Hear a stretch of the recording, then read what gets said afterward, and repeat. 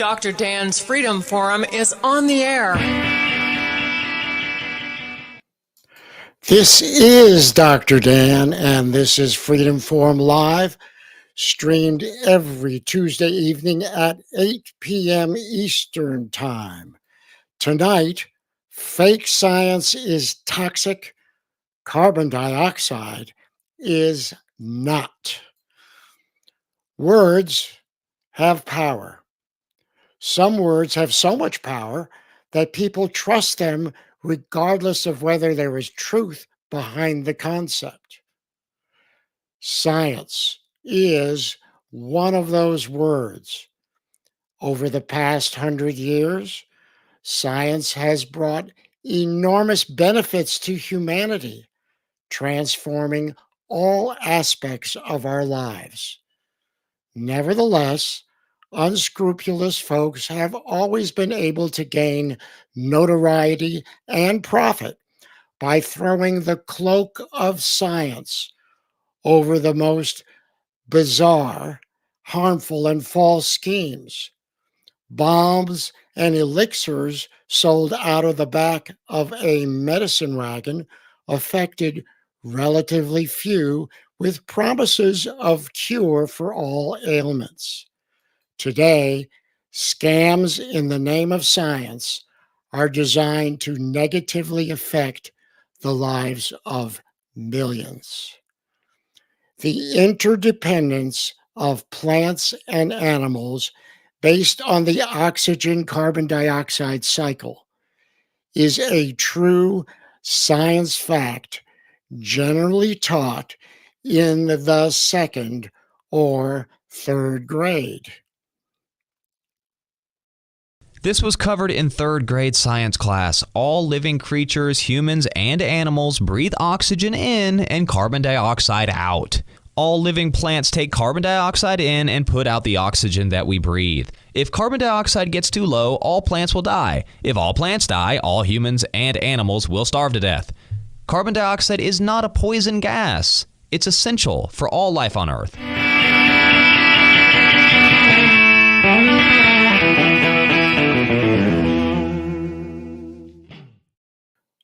In 2009, the Environmental Protection Agency proclaimed that carbon dioxide is a poison gas identified as the primary cause of global temperature rise.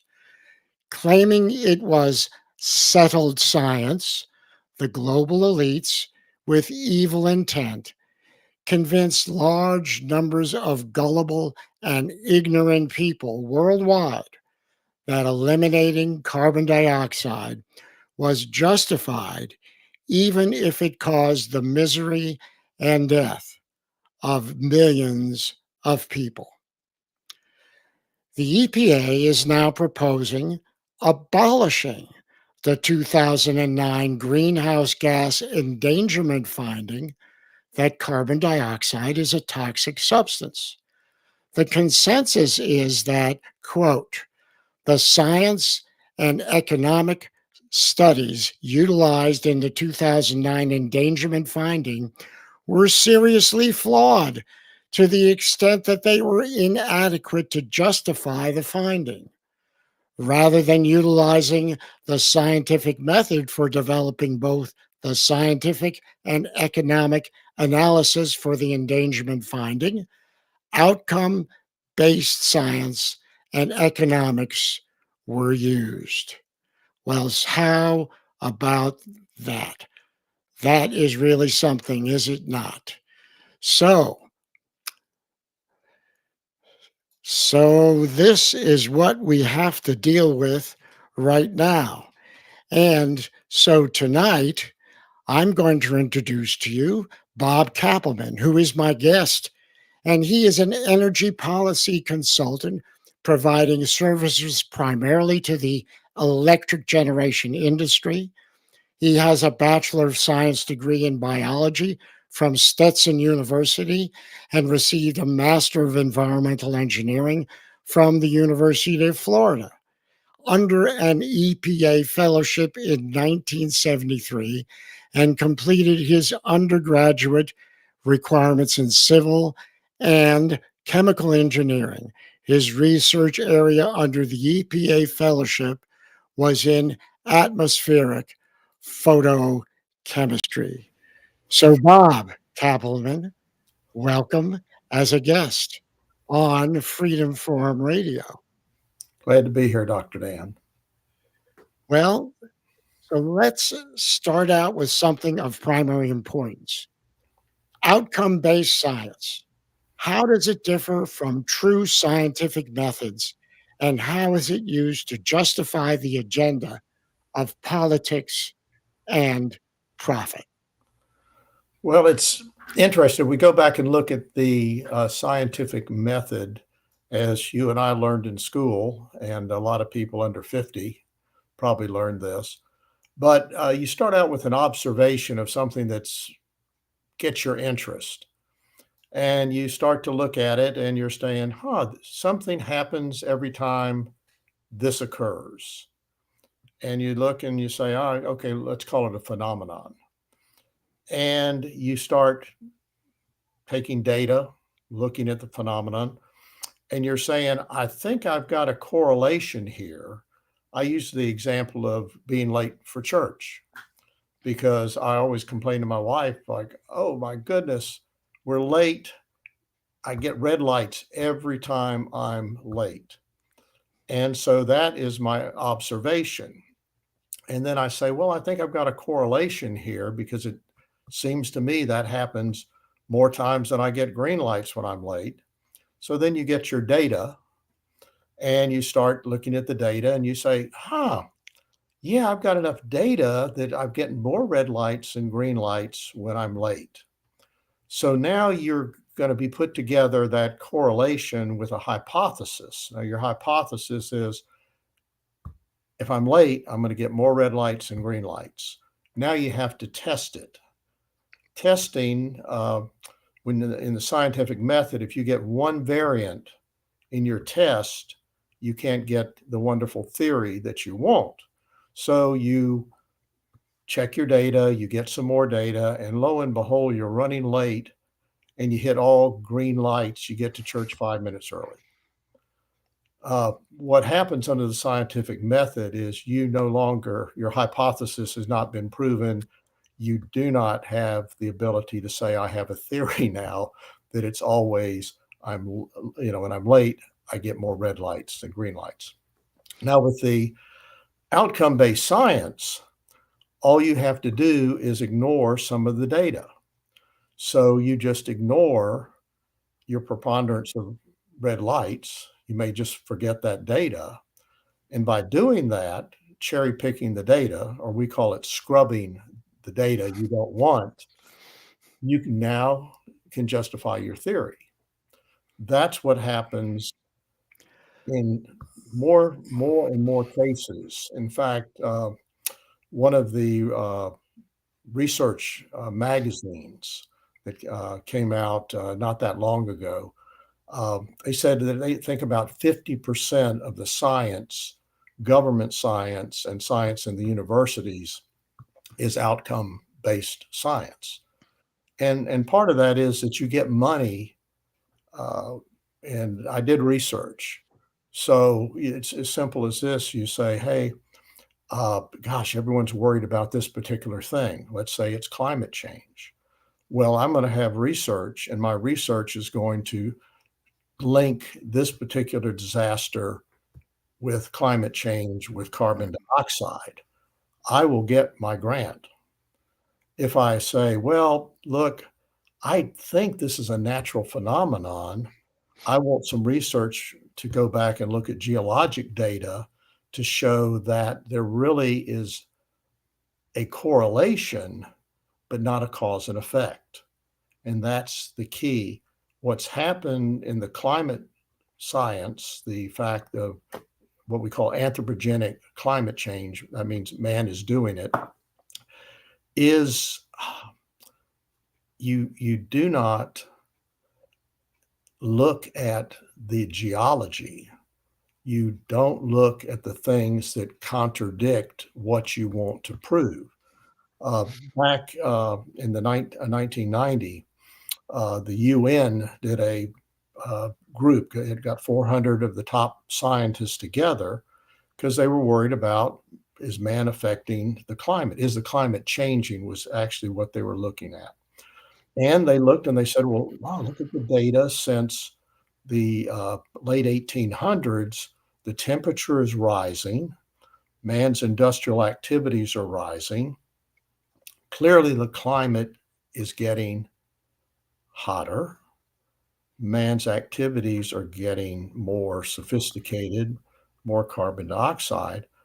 I think we can all agree, and all the scientists, all 400 agreed, that yes, the climate is changing. It appears to be getting warmer.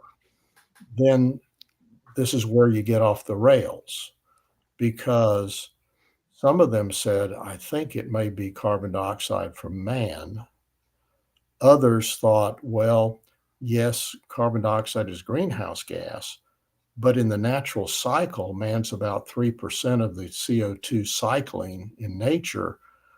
If it is an effect, it's going to be a minor one. Well, the other side said, oh no, we think that that little bit is just pushing it faster and faster, and therefore man may be a problem. They never got to the cause and effect. They were at the correlation stage, and never fully tested their hypothesis because they didn't want to. They didn't want to look at the ice ages. They did not want to look at the fact that we got good global temperatures about the end of the 1800s, which happened to be the time we came out of the little ice age. So anyone looking at that would say, well, gee, how does that work? We're coming out of a little ice age. We now have good temperature readings. Does it make sense the temperature may be going up globally after coming out of a little ice age? Well, that was dismissed. I was in a meeting where someone explained it and said, well, we're pretty sure during that little ice age, it was warmer someplace else on the globe, so it was really still warm. Where's your data? Well, actually, we don't need it, sir. We have outcome-based science. And the thing that goes hand in hand with that is outcome-based economics, which they started putting a price tag on the damage a ton of carbon dioxide does.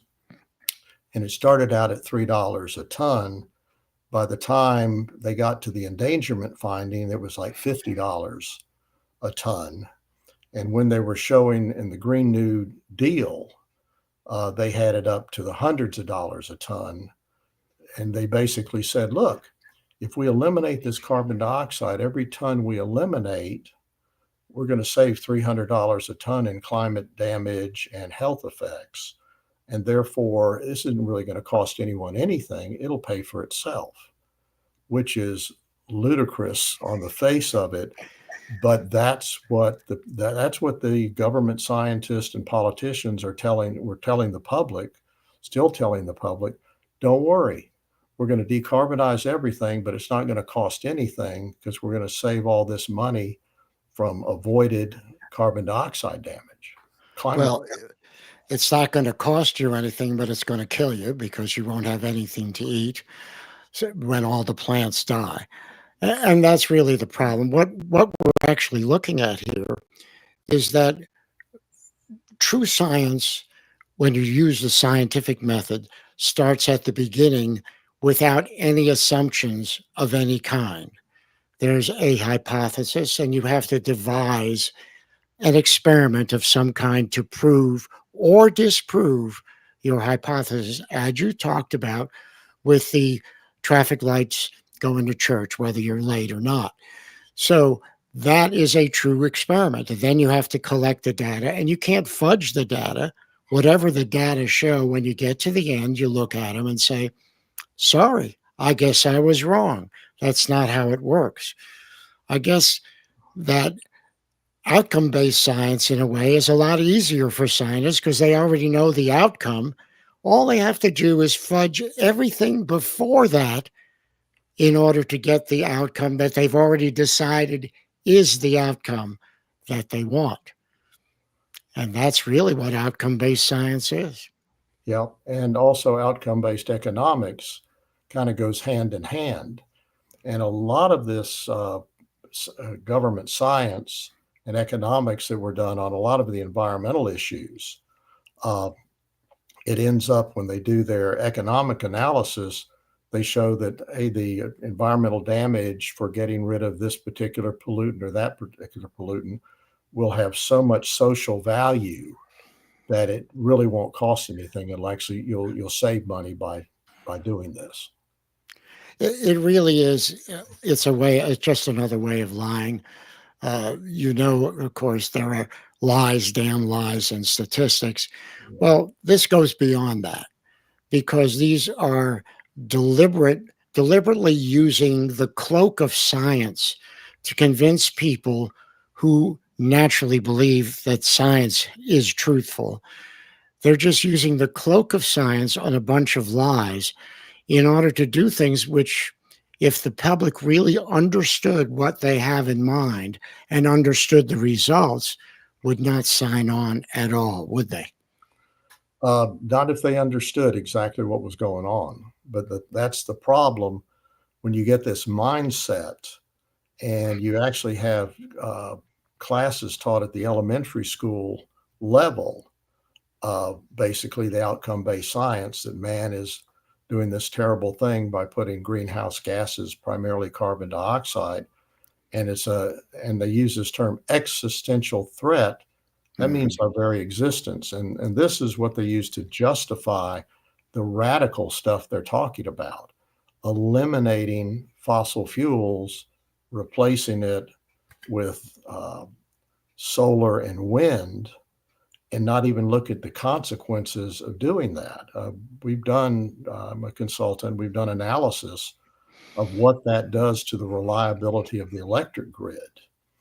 And the people making decisions are so ignorant, they don't even know the difference between capacity and energy production of different generation types.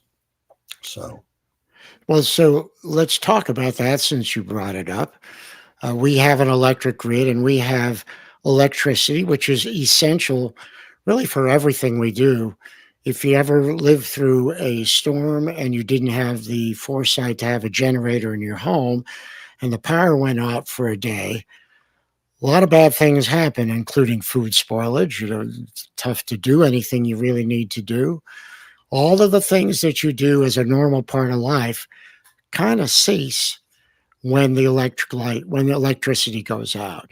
So what they're saying is we have an electric system in our country provides great coverage. We have a lot of electricity. Most people can get it whenever they need. They want to replace it with types of energy production that are not constant. For our grid, we are using oil, we're using coal, nuclear power, things that are constant. We're always making the electricity. They want to replace it with things that are sometimes like wind or solar. Isn't that true? yeah, they've thought about that a little bit though, but I'll tell you that when you look at solar, and I've got a solar system at the mountain house, and I go out on a full moon and I check my generation, even with a full moon, it's nada. So I get 100% usage out of my solar panels about 4 hours a day on a good sunshiny day. On average, around the United States, you're only going to get about what they call about a 24% capacity factor. That means if it was running 100% of the time, you would get so much power, but it only runs 24% of the time at max capacity. Uh, for instance, a gas-powered combined cycle generator, which is the state that we like to use now with the fossil fuels, it's got an availability factor of almost 100%. The solar cell system has an availability of about 24%. What that means is if I want to have as much energy, electricity from a solar system, for example, a 100 megawatt gas powered system, I need a 400 megawatt solar system. But wait, if I only need 100 megawatts and it's generating 400, well, I need to have that so I can take care of it when the sun isn't shining. What do? Oh, batteries. Don't worry, we'll have these batteries that can store hundreds of megawatt hours of energy, and they're building those. However, uh, the problem is you've got so many batteries that you're going to need. Right now, we have 60% of our electric energy is from fossil fuel, which means you now have to build, and on wind has a 33% availability factor. So you've got to overbuild your solar, you have to overbuild your wind, and then have battery to back it up. When you start putting the cost of that into the equation, you realize, oops, that's a lot of batteries and it takes a lot of room. One of the other things they're realizing is, well, the best place to build the wind and the solar tends to be some of our best agricultural land. And if you're familiar with Clay County, North Carolina, they have more solar per capita than I think any place in the United States. And all that farmland now has solar arrays. And you look at that and you say, well, wait a minute, that's beautiful farmland. There are now estimates that you're going to have almost half the solar arrays built on prime farmland. If you went ahead with the Green New Deal, or as the president says, the Green New Scam, because most people have no idea the impact on the environment this has. And you put, we lived in New Mexico. I was building a power plant out there, and that desert environment is kind of wonderful. It's dry, but the creatures that live in the desert and stuff like that, and it's like, well, wait a minute, this is perfect. This is the best place for solar we can get, and besides, it'll be shade for the lizards. Well, they don't need that much. They don't need that much shade. And so you're going to destroy these ecosystems. And a group did a study, a very good study, it was an environmental group, and they were looking like, oh my gosh, the impact on the birds, the impact on the shadows in the desert and stuff like that. And the guy comes up and he says, well, and this is the thing that gets people. And he says, well, it's a tragedy that it's sort of like a Sophie's Choice. If you remember that movie, Sophie's Choice. Do you sacrifice the environment to save humanity from the existential threat of climate change? And people make that decision. They say, well, yeah, this is terrible. These windmills are knocking out bats and birds right and left. And it's like, we go crazy, if we accidentally electrocute an eagle on that, but you whack them right and left with the windmills. You're talking not 10,000, you're talking hundreds of thousands of birds, and a lot of them are endangered species. But I've gone to these meetings, they say, this is kind of tragic, but we're dealing with an existential threat to humanity. And so you justify that. It's really sad because the people that are pulling the strings know that this is not an existential threat to humanity, but they use that to scare people, and people that are good, conscientious environmentalists are sort of caught with that Sophie's Choice. Do I accept the fact that these ecosystems are being destroyed with the renewable energy, but I'm trying to save mankind? Well, if you told them mankind's not at a threat, I think they would say, now I have a better choice. Well, that's really what this is all about. The basic lie that this is an existential threat is what's driving the rest of the scams and the rest of these decisions that people are making to the detriment of those of us who are alive now. You mentioned something which I thought was kind of surprising. Only 60% of electricity is being produced by what you call fossil fuels. Is that what you're telling me? I thought it was much higher than that. Well, I think when you mention all the time energy, what you call, in other words, energy available when you throw the switch. Of that, you've got 80% what we call uh, all the time energy, 24 hours, 7 days a week, 365 days a year. So you take your nuclear and you take your hydro. Those things protect, those have the high availability, not necessarily running all the time, but if they need to run, they could run always available. So you got your coal plants, your gas-fired plants, your oil-fired plants. Those are your fossil fuels. Those make up 60%. Nuke, roughly 10. I'm going to use easy figures: 10%, 10% hydro. Biomass is a couple percent, 3 or 4%. Those biomass plants can run with a high availability factor. So that right now we're actually about 17% renewables between the wind and the solar. So we've got a long way to go. They're counting on the fact to make these plans work. There's something they call net zero 2050. That's the time the whole economy needs to be off fossil fuels. And they're counting on the nukes to make up that. They're counting on the hydro to keep running. They're the same people. They're shutting down the dams. They're resisting building new nukes. And so they put themselves in kind of a box. Right now, it's theoretically impossible for the United States to get to net zero 2050. China is not going to do that.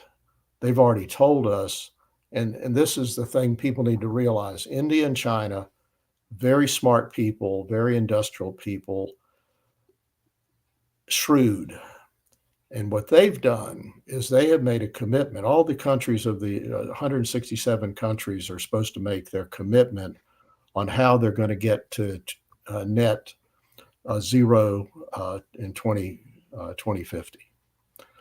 And India and China, they said, "Oh, we're going to cut our CO2 emission intensity by 50% in India by 2050." And the Indians said, "Yeah, we'll do the same thing." And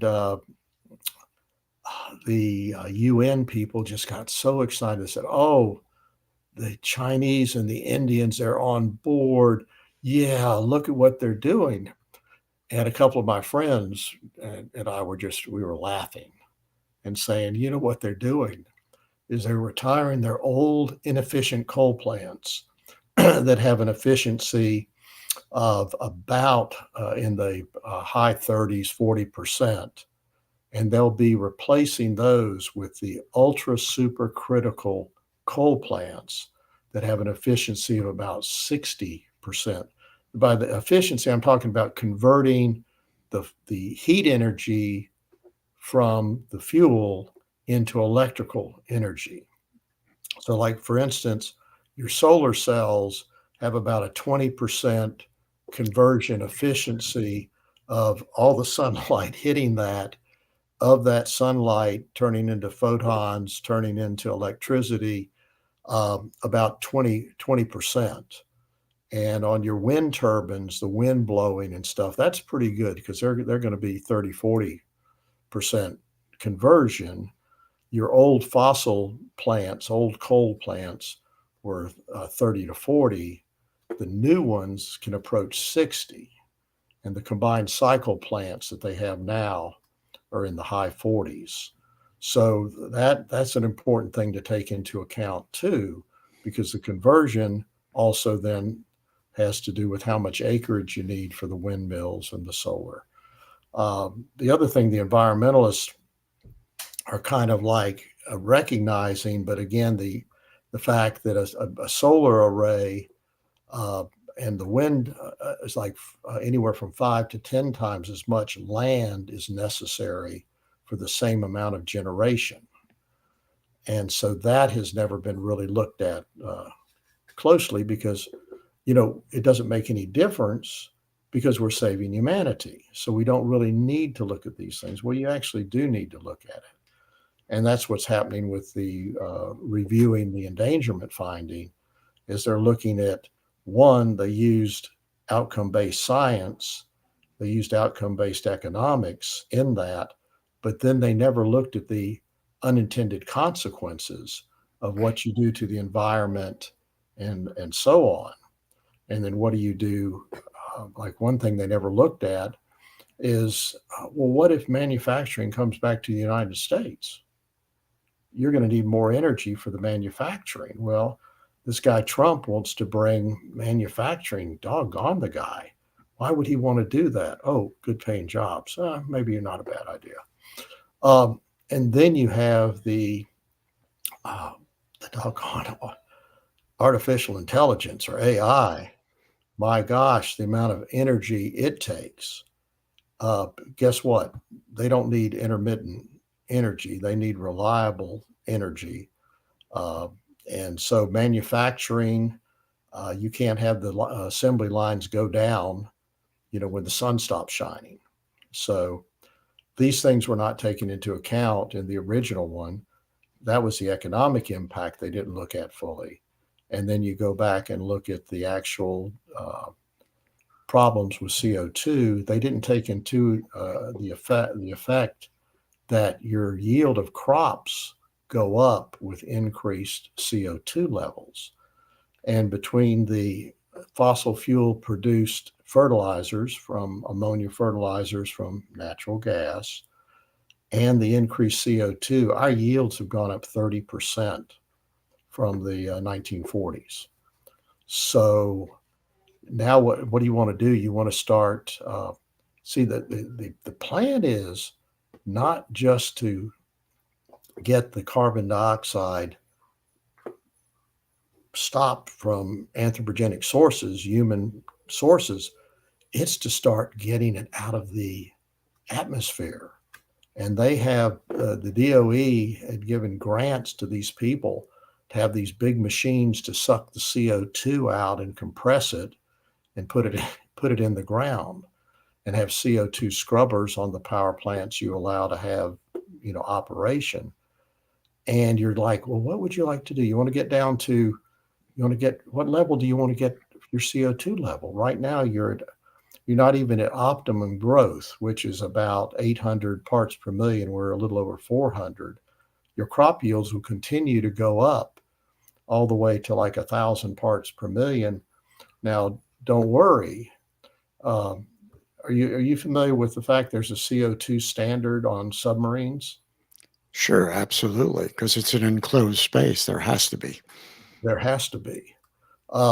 Short term, less than a work day or something like that, you can get up to like 50,000 parts per million. But the standard for just good, healthy living in a submarine, 90 days, if you're in a nuke and you stay submerged, 5,000 parts per million is considered perfectly safe, no impact on your cognitive ability or what have you. So, but just think of what would happen, because a lot of these people, I'll ask them at meetings, I'll say, well, what level would you like to get down to? You'd like to get down to as low as possible. I said, we want to go down to like 160 parts per million for 400. Oh yeah, that would be great. Guess when photosynthesis stops? At 160 parts per million. So, and the DOE giving grants to have these things to suck the CO2 out of the atmosphere. That's a boondoggle. We're not talking, hundreds of thousands or millions of dollars. You're talking hundreds of millions.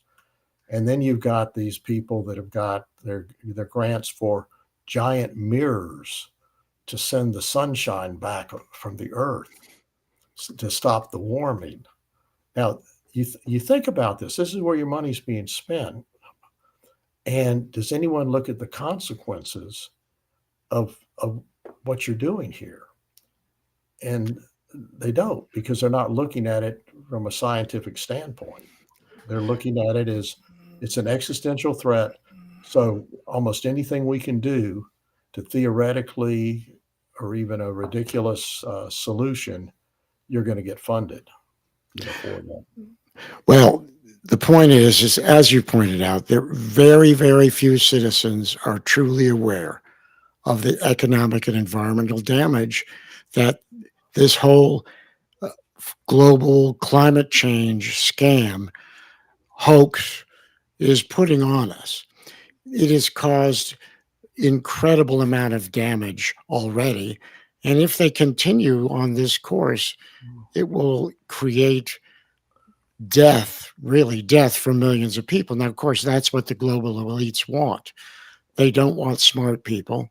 They want a lot of dumb people and fewer dumb people, because the more people there are on Earth, the harder it is to control.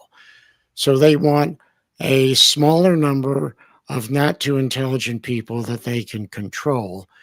That's the goal, so they can rule planet Earth. That's what this is really all about when you come down to that. So right now, our government has changed considerably. And I think what Trump is doing and the people that he's put in power, he's reversed this trend considerably. He's starting to make people aware of what really is at stake by all of the green new deal, the green new hoax, whatever they want to call it. So I think that there is a chance that right now in this administration that there will be a turnaround, and we will see a lot of this being thrown away as more and more people understand what is truly at stake. Would you buy into that? Well, yes. And the thing is, there's not, it's not a total net negative. If you look longer term, there is going to be a point where the fossil fuel, different experts come up with different numbers. Worst case 50 years, best case 200 years plus.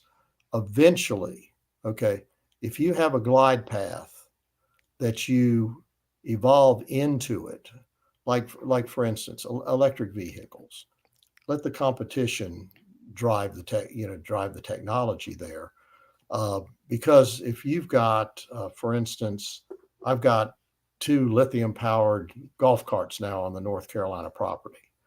At one time, I was told you got to get gasoline power because you can't get up the hills. And I still remember 40 years ago, the noise of playing a mountain course with those noisy Cushman engines or whatever was in those things. It evolved to the point it had the torque, it could go anywhere, and it was quiet. Boom, market driven. There are certain times that electric vehicle, if you commute every day, a plug-in hybrid, it's going to be more convenient, and the market will drive that. But if you tell me I've got to get an electric powered Tahoe that I can haul, if I'm on a good day downhill, 4,000 pounds, and I can get 200 miles down the road before I need to charge it, no, I'll keep my turbo diesel and pull 10,000 pounds. And on the way back to Florida, 1 tank of gas, I've got a diesel. Oh my gosh, don't want to put gas in my diesel. But my range is like 550 miles. So until you can get me an electric Tahoe that can do that, but that's the whole idea of the competition. And you will, there was one thing when this whole greenhouse gas thing and climate change, and the man may be able to, affect it. And that's what happened in the rescission hearings. I got in on that, and both sides agreed that the climate was naturally changing, which that was a big thing in the hearings. However, one side says, however, man's influencing it to change much, much more rapidly than it would normally change, and therefore that's the existential threat. The other side says, no, based on the many glacial periods we've had, 5 in the past 5 times, the Earth has warmed, cooled, glaciers, and the fact we're coming out of the last glacial period. If you look at long term, this is just part of a natural cycle, and man's a bit player. Yes, and I agree. I want to show you. I want to show you a little video on that. Watch this. During the medieval warm period 1,000 years ago, temperatures were warmer than today. The Vikings raised animals and grew crops in Greenland, now covered by an ice glacier 2 miles thick. Grapes were grown in northern Europe, regions that are now too cold. 20,000 years ago, most of North America was covered by an ice glacier that is not here now. The Vikings didn't drive SUVs, and there were no coal-fired electric plants back then. Climate change is part of the natural climate cycle of our planet. It's not caused by human activity. Learn the truth, break away from the herd, think for yourself.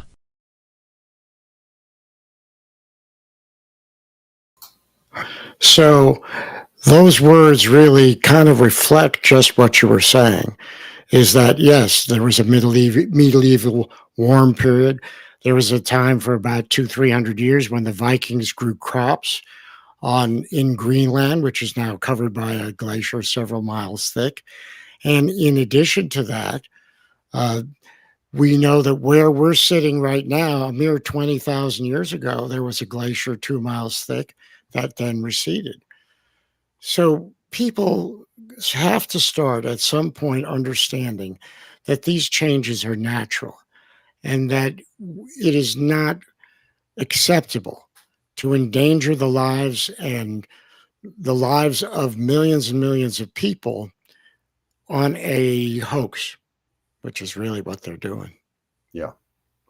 They're taking advantage of the gullibility of people on this. And I think that what's happening with the fact that this rescission hearing was very in the public, there was a lot of criticism from the left because the scientists that did the review were some of the original scientists from the original UN studies. They became very disturbed by what they saw happening with the science. And when they started to raise these questions that you just mentioned about, look at the glacial periods, look at the fact of how much CO2 is natural versus man's made, this doesn't make sense. We haven't proved the cause and effect. If man has an impact, it's minor. Well, these people got basically shunned in the scientific community at the time. They were called heretics, climate deniers. 3 of them were Nobel Prize winners, etc. And they were like voices crying in the wilderness, trying to get people. And I was sort of one of the people crying a little voice crying in the wilderness on this. But finally, you got 5 of the people, 3 of them, or 2 or 3 of them, were associated with the original studies, looked at it again, and that report is what EPA is looking at. That's going to be their benchmark, to look at that report versus the previous reports. And the preliminary is, hey, there is no justification for the original determination that man is changing the planet to the point it's an existential threat. And the models, we didn't talk about the models, but almost all of the catastrophic predictions are based on computer models that are notoriously flawed in the sense that the models assume that greenhouse gases are causing the change. And when you do that with the model, you can get any answer that you want to. But the models themselves show that even if we could get to net zero, we would not be able to stop most of the climate change problems. We would stop the worst. So the models indicate we can't stop it, even if we could get to net zero. But if we can't get to net zero, it's Armageddon, according to the models. And you come to the conclusion that, well, if it's us and we can't stop it, or it's Mother Nature and we can't stop it, we kind of better start looking at the one thing that our ancestors did, and that was adapt. And if you look at the adaptation on Greenland, when the Vikings were there, and they had a successful civilization for several hundred years and 100 years of misery, and they finally said, we're going home. And just a quick little anecdote. I was at a hearing, and this woman was almost in tears testifying at an EPA hearing. And she was saying, how can you people not know that this is happening, that man is causing this? It's never been this warm before. She said, it's melting the glaciers in Iceland, and it's exposing the farms of the Vikings that had to leave. And I'm sitting there by my companion at the another scientist was saying, does she know what she's saying? If it's never been this warm before, where did those farms come from? Right. But that's kind of what you're dealing with. They're well in, a good percentage of them are well-intended people that are misled, but the leaders are corrupt. Well, that's really the problem. And this is why we have to fight the leadership very, very strenuously. I don't see any other alternative, because I agree with you that adaptation is really always the best course. Human beings have been adapting for hundreds, thousands of years. We've been adapting to everything you can imagine. We've adapted to. When all we had was clubs and someone came up with a spear, boy, we had to adapt. Once everyone had spears and people came up with bows and arrows, God, we had to adapt.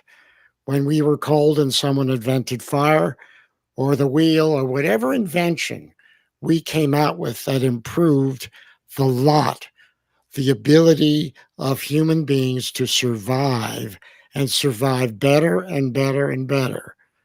That's adaptation. And we've been doing it very, very successfully. Animals that we once feared are now gone from the face of the earth. Saber-toothed tiger and all these other kind of things that used to kill human beings thousands of years ago. So we are using our brain to adapt, and we have been extremely successful. So yes, we can be extremely successful and adapt if climate change is actually occurring. If the so-called fossil fuels, which, as you know, that was kind of a fake term that was made to have the public think that it was like old-fashioned to use, but whatever. All of these things we can adapt to. But what they want us to do is they don't want us to adapt. They want us to cave to their lies so that we will be eliminated, or millions of us will be eliminated. That's what's going on here. Adaptation, absolutely. If you really believe we got 100 years of fossil fuels left, sure, we better start adapting. But that doesn't mean adapting at the expense of all that we have created and all the advances that we have made up to this point. Well, yeah. Well, the big thing is electricity. That, unless there's some kind of new power that comes, we're going to be having electricity because it is so clean, so many ways you can use it. What I'm saying is that the ways of generating electricity, when the start of this whole climate thing, there was something where everyone got on board when it was called the no regrets policy.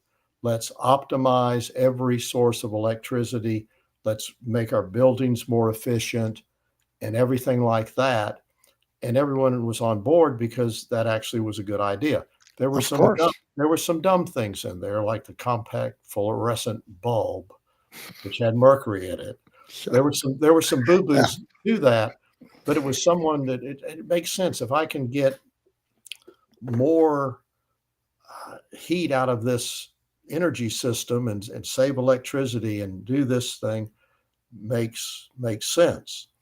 It also makes sense to say, okay, look, what is our glide path to getting different sources of electricity? Because I don't think there's going to be a power other than electricity in our lifetime. There may be something, but I can't envision that. But that's what the future is all about. But with the glide path we have, you can develop those things, and so you're going to need the fossil fuels.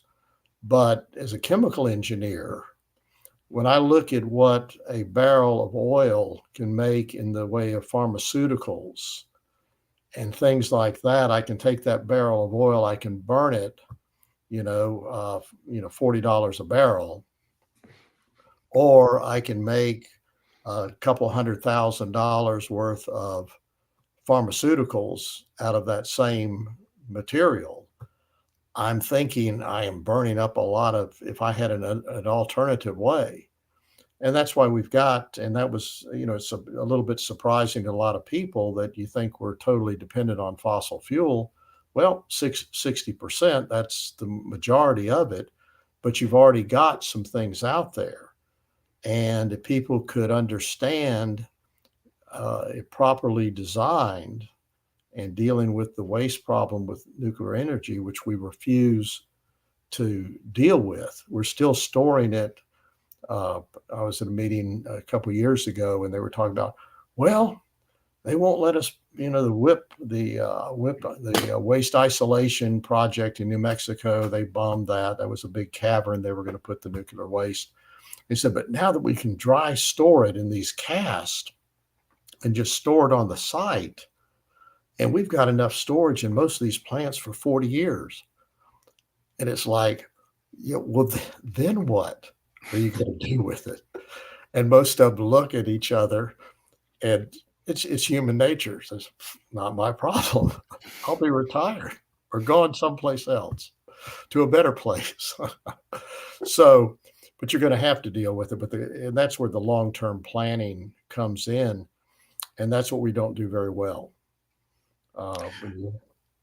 yes, but we have to, We have because because you need energy, and that was one of the things that I think is important to understand is that in that barrel of oil for $40 or whatever it's selling for currently today, that has an awful lot that can do the work of a whole bunch of men. Just one barrel of oil.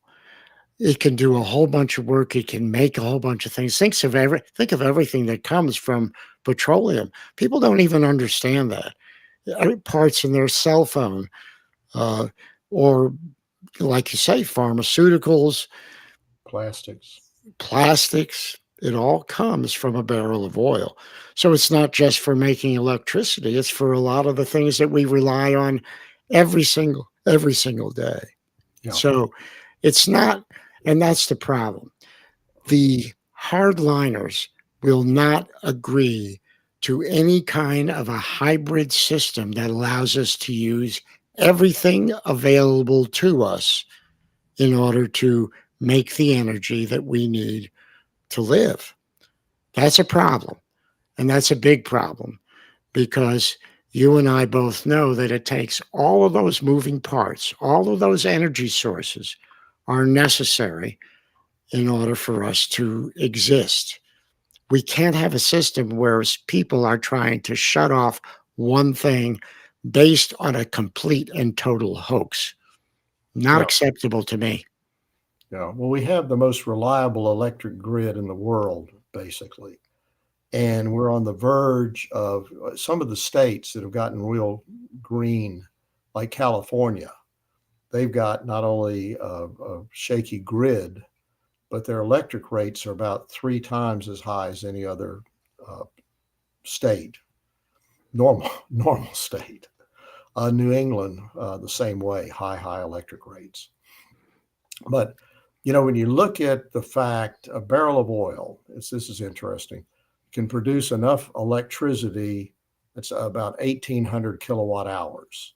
And if you look at your electric bill, the average electric bill is based on about 1,000 kilowatt hours. So you could run a big house for a month on that barrel of oil, that conversion on that. So it does do a lot of wonderful things with the electricity, but eventually you've got to figure out, okay, we need to get forever energy.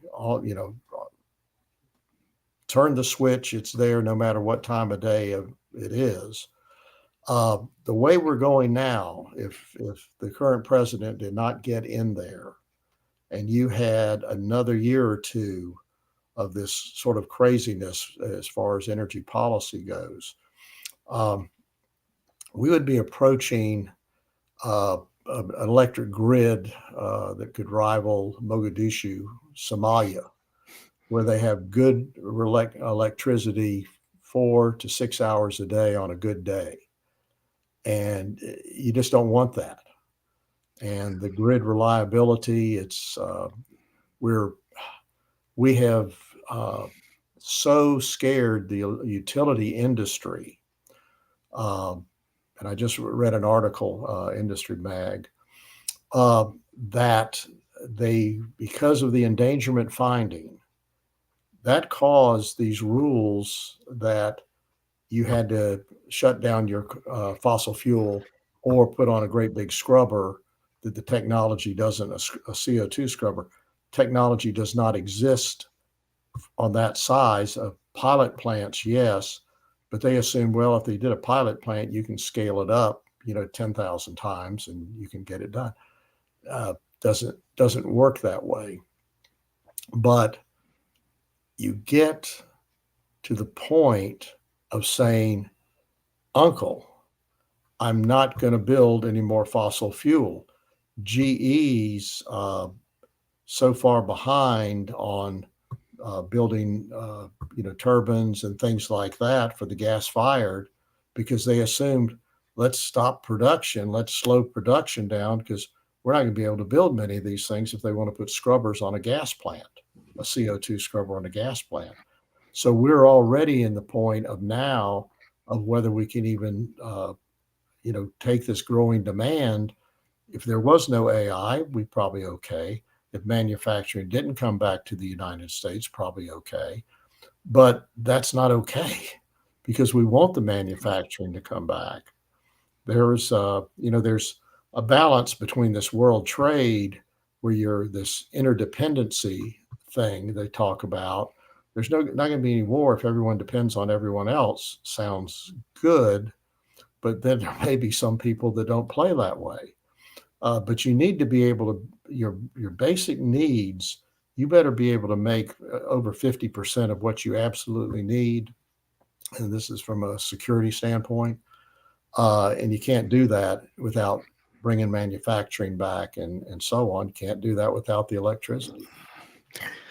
So basically, we've come to a really good discussion and understanding of this entire energy issue. And again, I will repeat, the problem here is that there are many people who understand that a cooperative effort is really what's necessary for us to succeed in the future.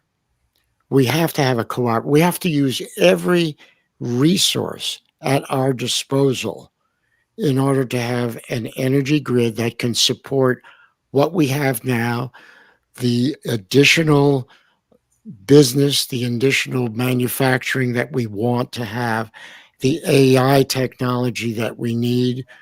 We need to have additional energy for all of that. We cannot have it if we have one group who is absolutely trying to derail every single thing that in any way could be connected to this totally fake concept that man is causing the climate to change on Earth. Those are the people that are trying to derail our train. And I agree with you, Robert. And I thank you for saying it. I thank you for being a guest here and saying it. And that is that we need to adapt. Adaptation, which is what mankind has done best for thousands of years. And I'll let you finish off that thought as we come to the end of this program. What are your thoughts? Let me have it. Well, I think we've got an administration now that recognizes reality. There'll be a big fight in the courts on this rescission. Hopefully, it'll prevail. And I think people are waking up. I think the COVID science that was so flawed are making people suspicious. And I think that will carry on to other things with the government to think, can I really trust this? I think that's very, very wise words. And that is the people who want to force this scam on us have sort of put their foot in the mouth. They did some things that are now being uncovered as being completely false and completely designed to harm people. That COVID era, as you mentioned, I mean, that's an incredibly important point because now the truth is coming out. The truth is coming out, and it is absolutely terrifying to understand the degree to which our government allowed these people to harm and kill people, not just in the United States, but worldwide. And that's what COVID did. Yeah. It was a plot to reduce humanity, to reduce the number of people on Earth, to give them medical problems for life, and to withhold. They actually went to the point of purposely withholding treatments and cures that they knew were successful. That to me is murder. And Well, in that case, mass murder. And now as those facts are coming out, Robert, people distrust government science more and more. Can you believe government science? And the answer is no, because it's bought and paid for by political agendas. in many cases, I don't want to have the brush it all with that, but too many of the big issues are tied to control, but also money. In this, the drug companies, there's money on everything, but the renewable energy thing, big money in that. And therefore, you've got people that know the science is bad, but the money's good. And so you've got that driving. You've got the whole climate thing scam is you have well-intentioned, ignorant people involved in this. There's something we're all born with to want to be part of something bigger than ourselves. And they gravitate to something like this. But then you have people that are looking for the money. There's also, believe it or not, a large group of people that think that, and I always call it it's the day the world stood still type thing, an exterior threat that brings all humanity together to sing Kumbaya. And there are some people that, in their own mind, well-intentioned, that if you've got something that's an existential threat to all of humanity, then it can pull the world together because you don't have time to fight among yourselves because you've got to save humanity. We all have to.